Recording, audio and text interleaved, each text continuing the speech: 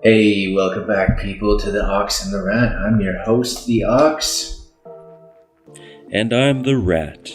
All right, well, it's been a busy couple of weeks for me. I don't know about you. What's life on the other side of the planet like?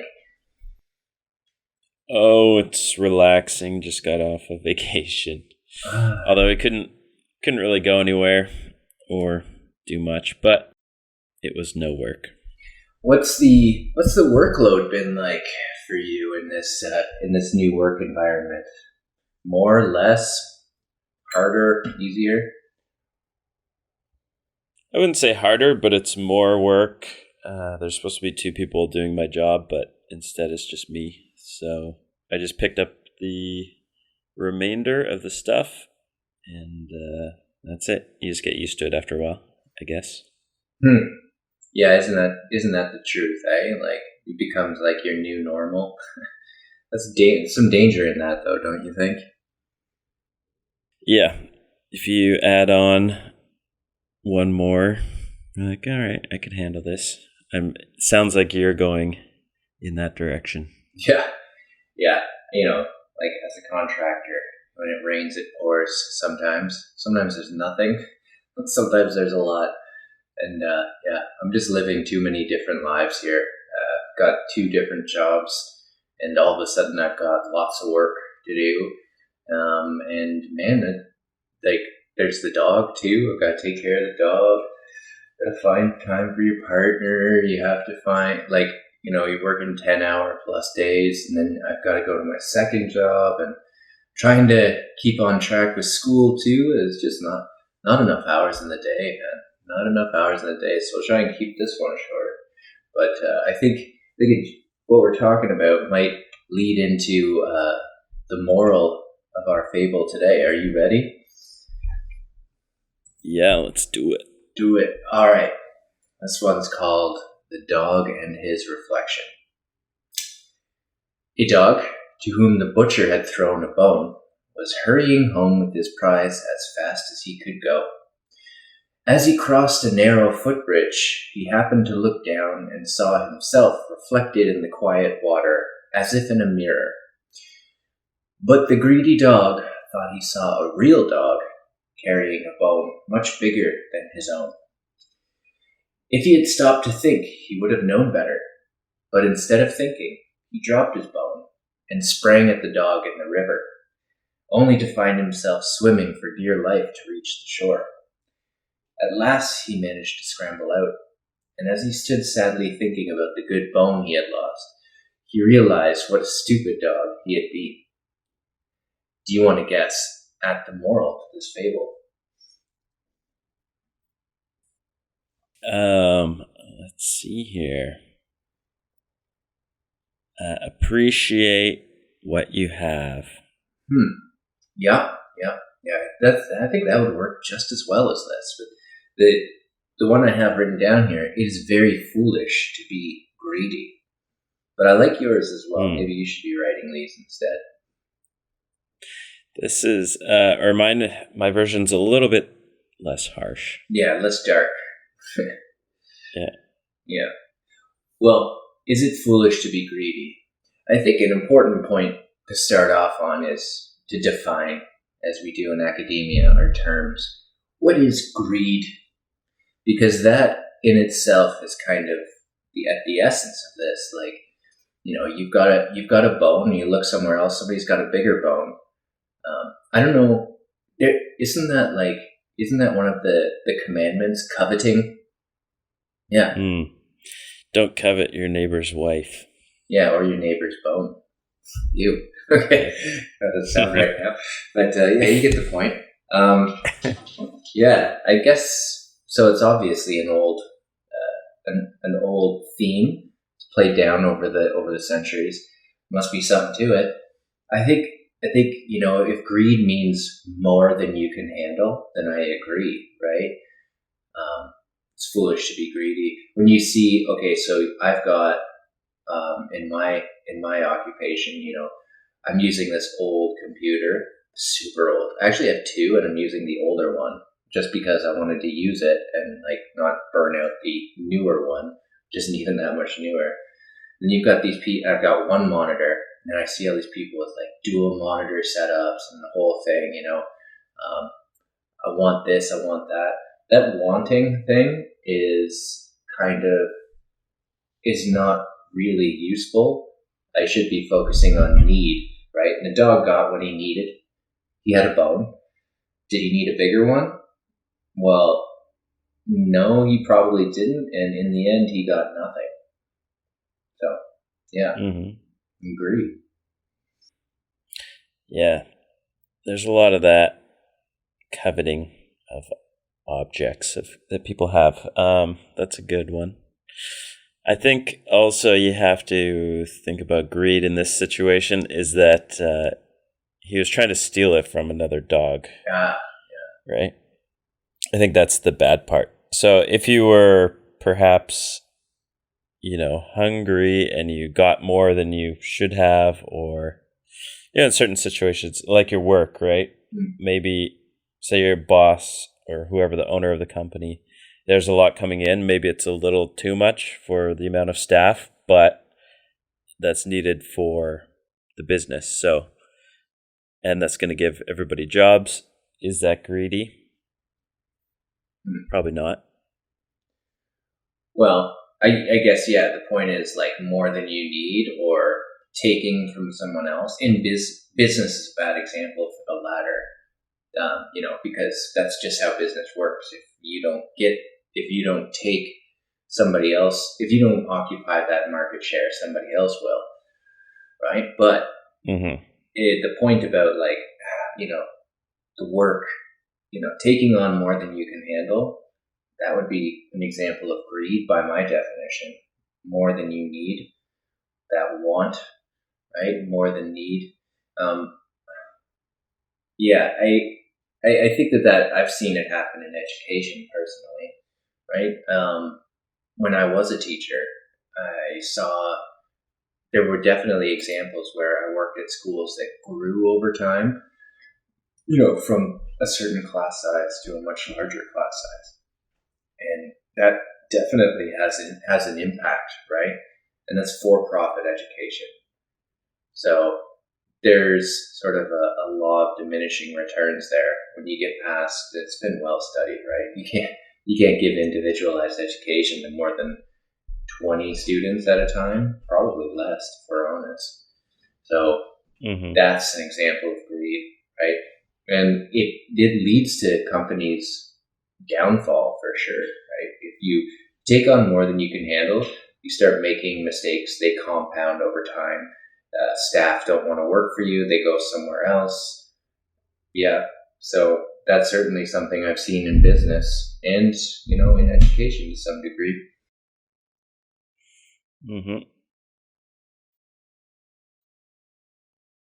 I probably do that with food. Yeah. And take more than I need. But just tastes good. Yeah. I have some challenges with that too. Although I do lots of fasting and stuff. It's harder, like, this is not related, but I notice how much more, like when I'm like raw and not sleeping as well, or, busy like now, I have a tendency to want, like, I lose my ability to manage myself, and like, I just want to eat. I want to eat. I want to do anything to like just pass the time and get through another hour, stay awake another hour. Yeah. Greediness, it has some compounding effects. What about like, if we go back to like let's say government sector jobs or union jobs? I always have a challenge kind of under like figuring out where to draw the line. So there's been a lot of government gets a bad rap, but let's take teachers again, because I think I know them and it's a tough job. It's not just sitting at a desk, right? But teachers get paid really, really well, according to almost any objective metric. Even if you're a supply teacher. So, how much is enough? I think this has led to that. This has some it's like a microcosm for the anti-union movement that's emerged over time. People don't have the same appreciation for unions that they did before, and because the union's sole job is to improve those standards of work for their employees. But at a certain point, like, where have you reached saturation, right? Where does improvement stop meaning more money? Because it has to come from somewhere. I always wonder about this because I see those people, striking on the streets, and I'm like, dude, you make so much more money than me, and I'm working my ass off right now. So I think that's an interesting way to get into the controversy about how much is enough. At what point do you become greedy? You know what I mean? Hmm. Yeah. I don't really think they make that much, though. I mean, the starting wage is about 45,000, and you max out after 10 years at about 80,000. That's not a lot of money if you are paying whatever 20-something% tax, cost of living. Like, by the time all that's factored in, especially if you're in a big city, there's not a whole lot left. I know a guy that I went to university with, and he was working like full time in Vancouver, and I think he was able to save like $5,000 on his starting salary. So in a year, it's not a lot. Yeah. Yeah, I mean, it's more like there's the problem of like standard of living. Yeah, that's true. But like I'm looking at average salaries, and they're around, after a certain amount of time, you're hitting like 80,000 plus, which is well above the median, 47,200. And I think After 10 years, though. yeah, I mean, I would love to be at that point. I guess it's all relative. And if, I don't know. There's the standard of living question that's really important to factor in. But, I'm looking at all these government jobs and looking at the salaries in the industry where I'm applying, and I'm like, pretty competitive, and I guess the question still is, how much is enough? Mm-hmm. How much is enough? Because if there isn't more, like, are you willing to pay more taxes to employ more teachers, for example? So there's another part of the equation, right? We always want, but what are we willing to give back? Yeah. I don't know. And like, depends on how much tax. And then go back to the question of like, of what could you give back? Sometimes it's about subtracting. Like, when I look at a lot of people, they're always complaining about their healthcare costs, et cetera, et cetera. It's like, yeah, well, okay, so you need to pay taxes for that, and I'm paying for you to stay unhealthy, right? Like, that's a fact. That's how it works in a shared risk system, right? We pay into a pool, right, and that gets distributed out. I haven't been to the dentist, to the doctor. I did do my chemo treatment, which I really appreciate. But other than that, I don't go to the doctor. I don't see them. I don't do anything because I take care of myself.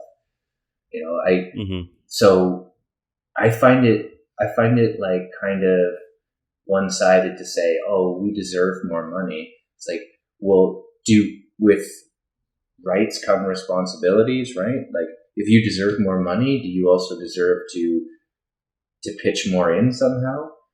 Like, what are you willing to give up to get more? It's always about want, not about, what are you willing to give back? Was the dog willing to give up to switch that bone? Was he willing to negotiate? No. Yeah. I think with the teacher thing, I don't know if it works or not, but it's kind of similar to government workers where they make a good salary so that they're not really incentivized to take bribes or things like that. So then if you pay teachers enough, they're going to get the higher education that they need, and then in theory do a better job, because they're looking after everybody's kids. And although it seems like an easy job, it's like I think a lot of parents, if you put them with their kid for 8 hours a day, like during this quarantine, I wonder how well they've coped with that. Yeah, it's like a reprieve for the parents. So yeah. I guess I have a little bit of a bias against public sector. Maybe I don't know, but I don't see where the great challenge is. Like I know what it means, what it's like to be a teacher, been there, done that.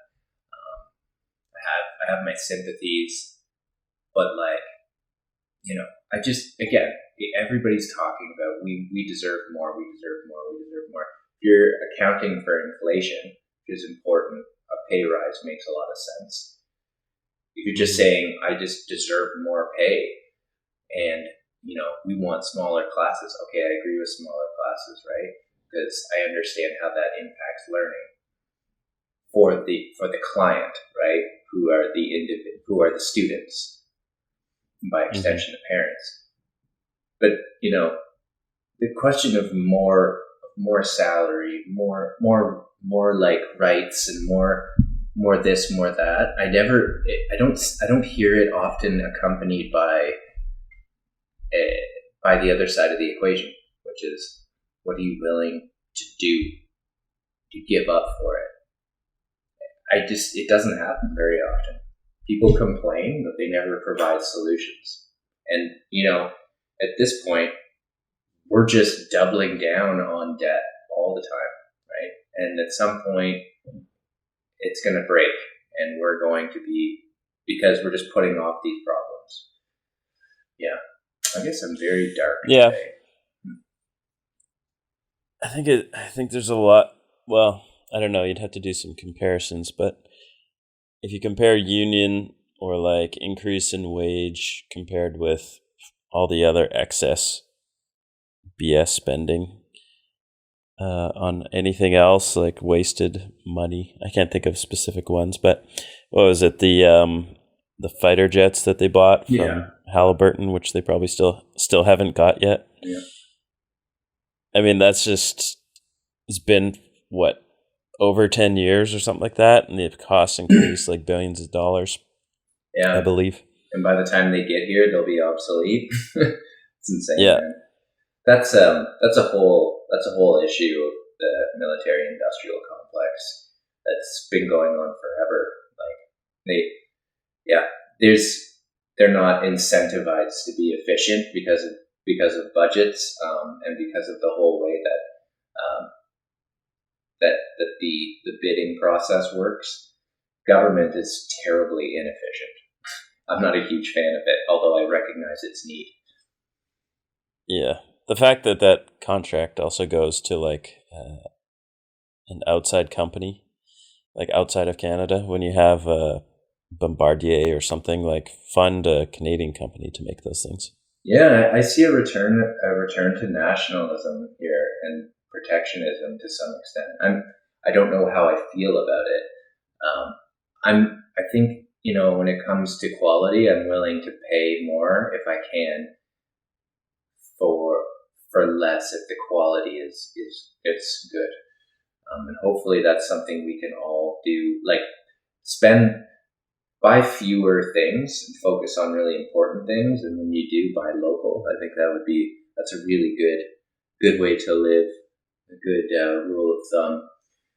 But yeah, return of nationalism, protectionism. Huh. That's quite a tangent. But I see it coming. Yeah. I see it coming. I just look at it more of like a jobs creation thing. Like we don't really have any industry, and any industry we have, we end up selling to somebody else. So yeah.